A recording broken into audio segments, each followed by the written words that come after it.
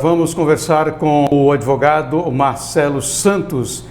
Existe uma legislação para normatizar o funcionamento da propaganda volante, doutor Marcelo Santos?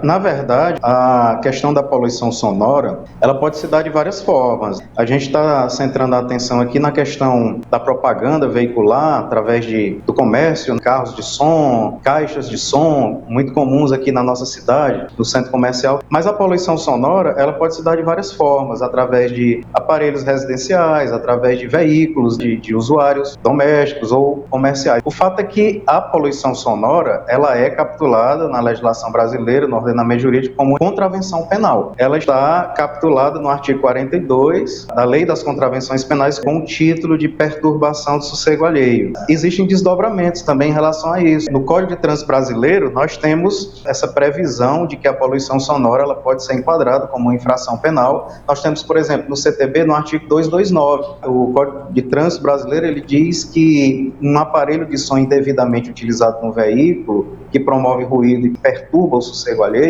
ele pode gerar uma penalidade para o infrator, uma penalidade de grau médio, infração média, acrescida de multa e apreensão do veículo também, ou a remoção do veículo ou do equipamento. Mas nós temos desdobramentos na esfera civil, pode gerar reparação indenizatória, na esfera penal, como nós já citamos, nas contravenções penais, no Código de Trânsito Brasileiro. Nós temos também a legislação municipal, aí varia de cidade para cidade. Nós temos, cada cidade tem seu normativo, mas o município também pode legislar sobre o assunto e pode promover a fiscalização através de suas secretarias, Secretaria de Meio Ambiente, Secretaria de Trânsito. O campo é bem vasto. E temos também a previsão de punição, de autuação, aplicação de penalidades, também na Lei de Crimes Ambientais, que é uma lei de cunho federal. O fato é que a questão da poluição sonora realmente ela incomoda, gera transtornos e desdobramentos nas mais diversas esferas do nosso ordenamento jurídico. Quais são os agentes públicos que devem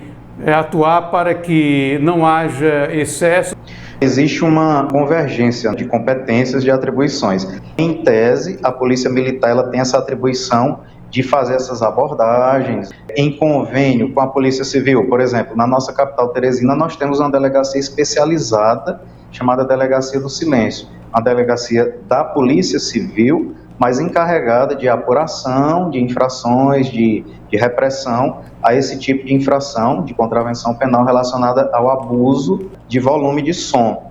Então, em regra, a Polícia Militar, mais o Poder Público Municipal, ele é responsável por essa fiscalização. Então, em regra, na prática, se faz convênios, forças-tarefas, como a gente costuma dizer. O município vai lá com a atribuição de fiscalizar, serve-se do apoio da Polícia Militar e, em certas ocasiões, da Polícia Civil também, quando há na cidade, no município, uma delegacia especializada. Um detalhe importante que nos cabe aqui enfatizar é que poluição sonora não tem relação direta com horário. O senso comum enraizou essa ideia equivocada de que até às 10 horas da noite pode-se. Não existe isso. A partir das 10 é que é proibido. Isso não existe. Poluição sonora, perturbação de sossego alheio através de volume de som não tem a ver com horário, nem com local exatamente, tem a ver com volume, com unidade de decibéis. Os municípios, eu particularmente em Teresina, quando lá residia, eu participei, eu trabalhava numa unidade jurídica da chamada STU, em Teresina, as STUs, que são as Superintendências de Desenvolvimento Urbano,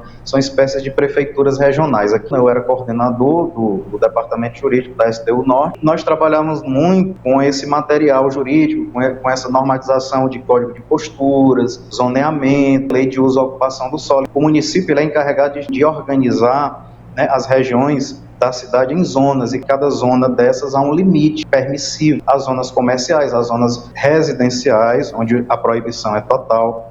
Existem zonas mistas, então é muito variável. Mas o fato é que não há relação direta com horário. Do contrário, alguém poderia colocar um trio elétrico na porta de um hospital às 10 da manhã e ninguém poderia questionar. Então não tem a ver com isso. Tem a ver com o limite de decibéis. Então a equipe de fiscalização, qualquer que seja, do município, ou em convênio com a polícia militar ou civil, ela comparece ao local e faz essa aferição de decibéis, E aí, conforme a escala de decibéis, é que se aplica, as autuações e as punições pertinentes. Existe alguma providência que possa ser adotada para veículos de propaganda volante a trabalharem no limite? É bem variável, depende da circunstância, depende do local, do fato em si, mas desde os meus tempos de infância e agora que eu voltei a residir em Picos, os carros de som são os mesmos, é algo impressionante. Claro que ampliou o número de carros, mas ainda há veículos da época, né? Os mesmos alto-falantes, os mesmos locutores, isso é até engraçado. Eu me recordo que houve um episódio engraçado aqui em Picos que ganhou conotação nacional. O vídeo está até no YouTube, as pessoas podem resgatá-la, de domínio público, que foi a inauguração da escada rolante do Armazém Paraíba, na rua Coronel Francisco Santos, que parou o trânsito. As imagens, o vídeo é bem engraçado, assim, uma das principais vias da cidade, os carros buzinando, as motocicletas desviando o percurso, porque havia uma faixa do Armazém Paraíba no meio da avenida, dando notícia dessa inauguração, e um som em alto volume também. É muito comum isso, grandes lojas de departamento, grandes franquias nacionais. É um costume das cidades interioranas, ainda tem, nada obstante o advento da internet, que era para minimizar essa perturbação, tornar a coisa mais prática e mais adequada à legislação.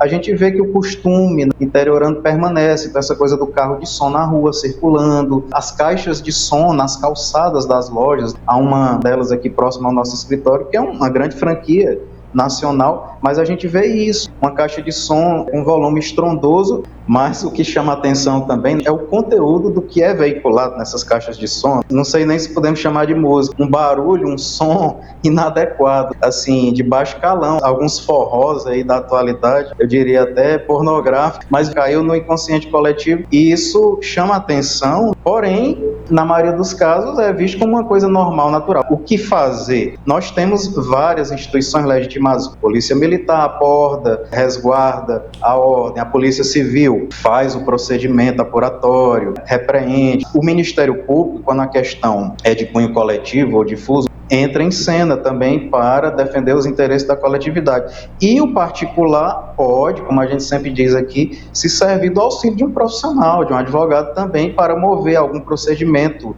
de cunho administrativo ou até judicial em face daquele infrator. Eu fiz menção aí ao episódio da inauguração da escada rolante do Paraíba, que foi nos anos 90, mas no mês passado houve um episódio dessa natureza que despertou muita atenção e revolta por parte de alguns munícipes, que foi a obstrução de uma outra rua diametral, fim de horário comercial, para inauguração de um estabelecimento comercial, ou seja, não foi o poder público, não foi a Secretaria de Trânsito, nem do Meio Ambiente que resguardou aquele setor da cidade, mas um particular chegou lá, colocou um cavalete, uma faixa e cercou a rua e colocou mesas e cadeiras e som e música. No interior isso é muito comum, mas de fato é algo que não é adequado. De fato é uma coisa que prejudica o sossego das pessoas idosas, qualquer pessoa. Nas cidades de maior porte a gente já tem uma estrutura mais adequada para reprimir, como a Delegacia do Silêncio, decibelímetros, né, para fazer essa aferição. Aqui, infelizmente, nós ainda não temos, mas isso não significa dizer